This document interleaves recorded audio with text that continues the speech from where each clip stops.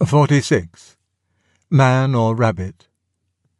Originally published as a pamphlet by the student Christian movement in schools, probably in 1946, this essay was reproduced in Undeceptions, 1971, and is now in God in the Dock, 1998. Can't you lead a good life without believing in Christianity? This is the question on which I have been asked to write, and straight away, before I begin trying to answer it, I have a comment to make.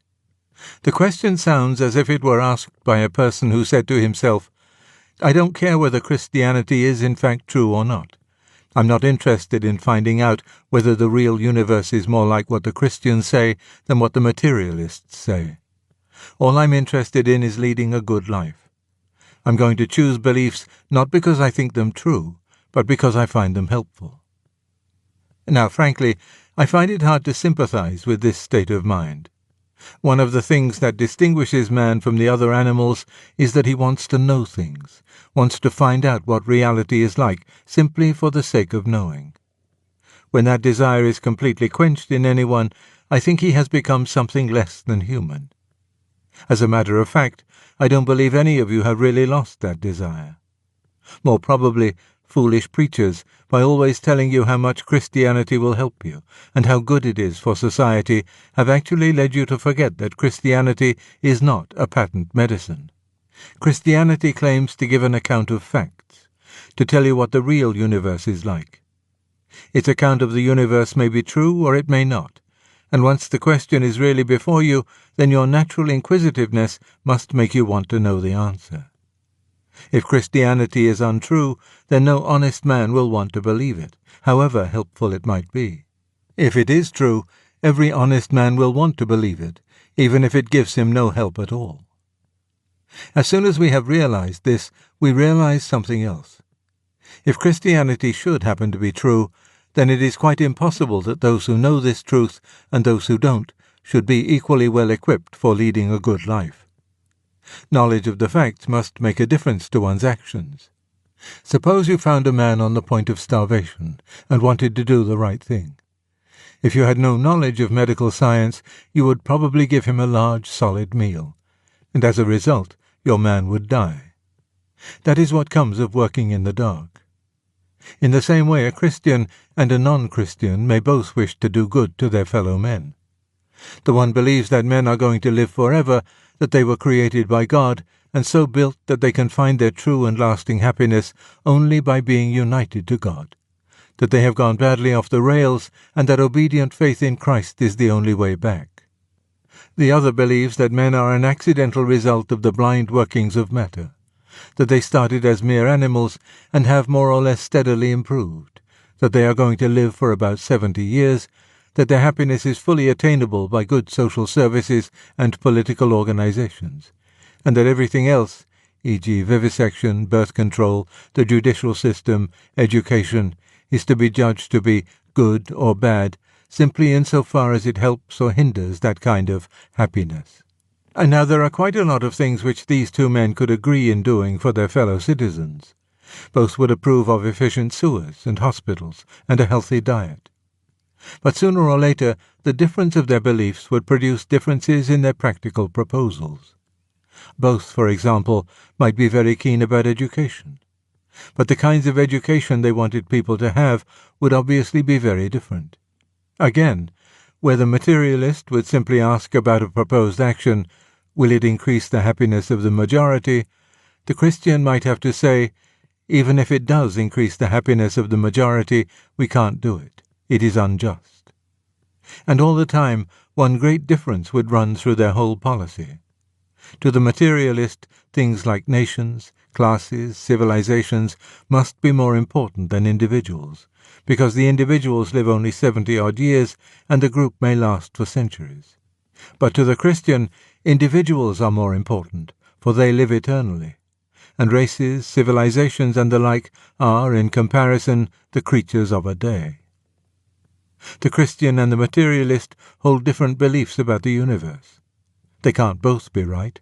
The one who is wrong will act in a way which simply doesn't fit the real universe. Consequently, with the best will in the world, he will be helping his fellow creatures to their destruction. with the best will in the world, then it won't be his fault? Surely God, if there is a God, will not punish a man for honest mistakes. But was that all you were thinking about? Are we ready to run the risk of working in the dark all our lives and doing infinite harm, provided only someone will assure us that our own skins will be safe, that no one will punish us or blame us? I will not believe that the reader is quite on that level. But even if he were, there is something to be said to him. The question before each of us is not, can someone lead a good life without Christianity? The question is, can I? We all know there have been good men who were not Christians, men like Socrates and Confucius who had never heard of it, or men like J.S. Mill who quite honestly couldn't believe it. Supposing Christianity to be true, these men were in a state of honest ignorance or honest error. If their intentions were as good as I suppose them to have been, for of course I can't read their secret hearts, I hope and believe that the skill and mercy of God will remedy the evils which their ignorance, left to itself, would naturally produce, both for them and for those whom they influenced. But the man who asks me, can't I lead a good life without believing in Christianity, is clearly not in the same position. If he hadn't heard of Christianity, he would not be asking this question. If, having heard of it, and having seriously considered it, he had decided that it was untrue, then once more he would not be asking the question. The man who asks this question has heard of Christianity, and is by no means certain that it may not be true. He is really asking, need I bother about it? Mayn't I just evade the issue and let sleeping dogs lie, and get on with being good? Aren't good intentions enough to keep me safe and blameless, without knocking at that dreadful door and making sure whether there is or isn't someone inside? To such a man, it might be enough to reply that he is really asking to be allowed to get on with being good before he has done his best to discover what good means. But that is not the whole story. We need not inquire whether God will punish him for his cowardice and laziness. They will punish themselves. The man is shirking. He is deliberately trying not to know whether Christianity is true or false, because he foresees endless trouble if it should turn out to be true. He is like the man who deliberately forgets to look at the notice board, because if he did, he might find his name down for some unpleasant duty. He is like the man who won't look at his bank account, because he's afraid of what he might find there. He is like the man who won't go to the doctor when he first feels a mysterious pain, because he is afraid of what the doctor may tell him. The man who remains an unbeliever for such reasons is not in a state of honest error. He is in a state of dishonest error, and that dishonesty will spread through all his thoughts and actions. A certain shiftiness, a vague worry in the background, a blunting of his whole mental edge will result. He has lost his intellectual virginity. Honest rejection of Christ, however mistaken, will be forgiven and healed. Whosoever shall speak a word against the Son of Man, it shall be forgiven him. Luke chapter 12, verse 10. But to evade the Son of Man, to look the other way, to pretend you haven't noticed, to become suddenly absorbed in something on the other side of the street, to leave the receiver off the telephone because it might be he who was ringing up, to leave unopened certain letters in a strange handwriting because they might be from him. This is a different matter. You may not be certain yet whether you ought to be a Christian, but you do know you ought to be a man, not an ostrich, hiding its head in the sands. But still, for intellectual honor has sunk very low in our age, I hear someone whimpering on with his question. Will it help me? Will it make me happy? Do you really think I'd be better if I became a Christian? Well, if you must have it, my answer is yes. But I don't like giving an answer at all at this stage. Here is a door, behind which, according to some people, the secret of the universe is waiting for you. Either that's true or it isn't. And if it isn't, then what the door really conceals is simply the greatest fraud, the most colossal sell on record. Isn't it obviously the job of every man, that is a man and not a rabbit, to try to find out which, and then to devote his full energies either to serving this tremendous secret or to exposing and destroying this gigantic humbug?